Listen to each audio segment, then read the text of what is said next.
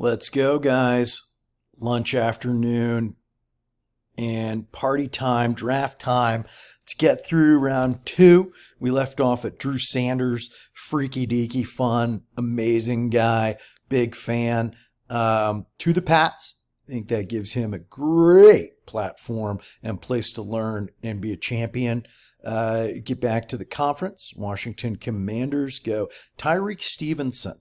Long, solid, physical at the line. Big Cowboys room favorite. I think this is about right value wise. And Washington, we're picking and filling pieces across the board outside of the front D line. Anything's open for business. And I think that's just a solid pick and helps them keep building the right way. Cornerstone type outside potential. We shall see. He's not one of my super high guys, but I think that's about right. Back to the Lions. Having a lot of fun up there. And they take Freak Adetomiwa. Nope, not doing it. I gave him a little crap about not being super bendy-ish, but he is very big and very strong. He has that prototypical already 280, 290 with the size and length. And I think you give him some tools, some tricks of the trade, and some NFL coaching, and watch out. So him on the other side of Aiden Hutchinson as we continue to bolster that team. That is a solid piece at the top of the second round, middle of the second round, in my opinion. Like it a lot. And Steelers have another one. They are kind of top heavy in this draft, so you move around or whatever, but this is another player people really like. Just an absolute monster in the middle. Great center, leader, performer, athlete, smart, skills. That is a Steelers beast pick right there. I'm a huge fan of his. I don't want the Steelers to win another ring and separate themselves more from the Cowboys' all-time legacy, but I love the Steelers and I love Mike Tomlin, and I'm about that life. That feels good. And this guy, apparently he's going to the Cowboys at 26, so we're way off, but Luke Musgrave is a dynamic pass catcher, run blocker, all around great tight end, and I think that fits down there in the Bucks. I do not know if Blake is still with them. Haven't followed that close enough, but we're taking best players, and we're giving Bake Dog Sizzle a good, consistent, reliable tight end to grow with there, should that occur. And I like best player available, and I like weapons and being balanced on offense and defense, and that is a chain mover, run blocker, and a good piece of your team building strategy. Dolphins get their first pick of the draft, and they also go tight end. They have a great defense. They have so many weapons on offense. They have Tua coming back fresh, healthy, and apparently knowing karate. And I want him to karate chop pass to Tucker Kraft on the regular. Not a huge sample size, but a lot of flashes of ability there, and it's about right. And when you don't need an absolute ton, and this is where you kind of see it, right? Those tight ends, those linebackers, they're all hitting in this second round. So watch the flow, listen to your board, trust your values. And that goes right along here. Seahawks. You could call this a little bit of a reach, right? Because they bury those centers and those fringe, not premier positions in the draft. But this might be the best center in the draft. You think Ohio State was in the championship without two premier left tackles and a premier center? No. Okay, it's a team sport, and they need one, and I like that a lot. bolster the D line, bolster the O line, and you're right back in the thick of it. And you got your bonus Addison pick to spice things up a little bit. So that feels good. That's coming together in the right way, Seahawks style, in my opinion. And then we go back to back, right? Tight end, center, center. Joe Tippmann is your other premier center in this draft, like specifically center. I think he's got a little more guard flex maybe than Luke Weipler, but he actually is from Wisconsin. Badgers, baby. O-line, baby. And he's been training with Biotish all summer and off season. So that's one to watch right there. And the Bears, right? O-line, Justin Fields. Let's give this man the opportunity to succeed, okay? Strength to strength and build it the right way. Emmanuel Forbes, huge fan. People talk about him like the top 15.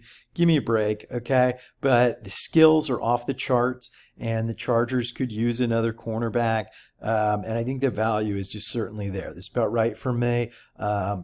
I think in this NFL, as the safety and the rules bend to smaller players, receivers, speed, I think Forbes is just an absolute lockdown. He's just so skinny. So we will see if he can hold up physically, but I think the player and the talent and the smarts are all there, and I think that's a great player potentially. Asante Samuels Jr. didn't get picked till here-ish because of his size, and everyone in the league looks like idiots, okay? He had damn near the most picks last year and is too short to play cornerback, so get out of here. Miss me with that, okay? Lions again, and they take a tackle guard, just an absolute rock solid, technical, sound, seasoned veteran type guard, right? Maybe not the absolute highest ceiling, but I'm a huge fan of his, and you don't hear his name nearly enough, in my opinion. I think he's excellent. Same thing here. Cam Smith, maybe one of the best cornerbacks in the draft, goes to the Jacksonville Jaguars. It's one of those under the radar deals. He is solid. Absolutely. Second round, fringe first round, solid.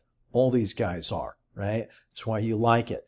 It's your leftovers, your real round, right? If you have 15 guys in your first round rankings, that means these are all your second round rankings, right? You almost shift a half a round to really know where players are going to go. And the computers and the BS and the hype can confuse that, but this is solid as shit right here. These are your meat and potatoes starting players, okay? Same deal here, Trenton Simpson. Okay, nobody talked about him. He's the top 1, 2, 3 linebacker in this game. I don't love the recognition. I got hosed on with Jared Davis, I think, was the light him up middle linebacker a few years ago that just fizzled in the league. And Trenton Simpson gives me pause for his hesitation.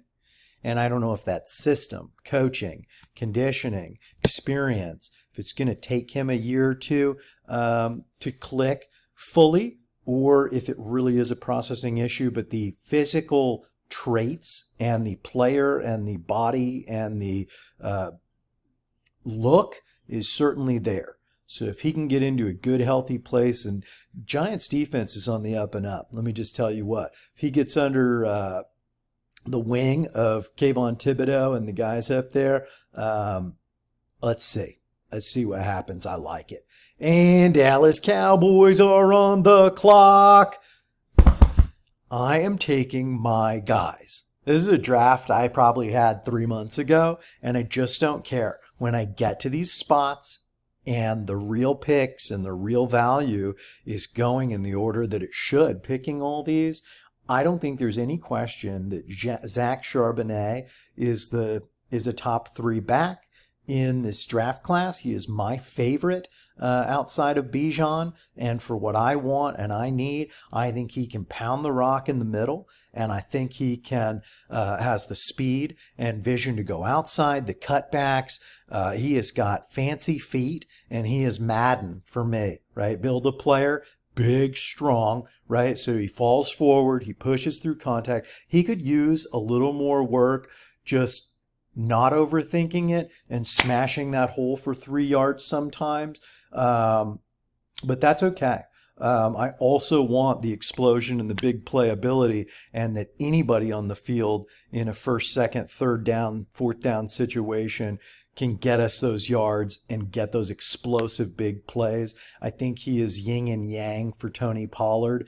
And not to be a doom and gloom down the line projection guy, but he could be your bell cow one if the Tony thing doesn't shake out properly. I hope it does. Love me some Tony Pollard. I love my players. I love my guys. It's Dallas. It's how we do it. But 1, 2, or 1 is a huge win for me. I could watch that tape. Big fan. Can we get there quickly? Yes, we can. Felix, I actually like better than the Northwestern guy. Just the bend is unbelievable, and the speed is unbelievable for me. And I think he's not being talked about enough. Kansas State was an excellent football team and is an excellent program, and I think he's an excellent player. And the Bills keep pumping that defense and that line, and those edge men and those rush men, and that is happiness for me. The good stay great. Kelly Ringo, haven't heard him in a month, but I'm a bigger fan than maybe some people. I like him a lot. He's big. He's your prototypical perimeter cornerback, and he's great. And the Bengals obviously struggled to keep enough fresh bodies on DB, and I just like that. That is a cornerstone marquee type player for me at a high value position in the second round.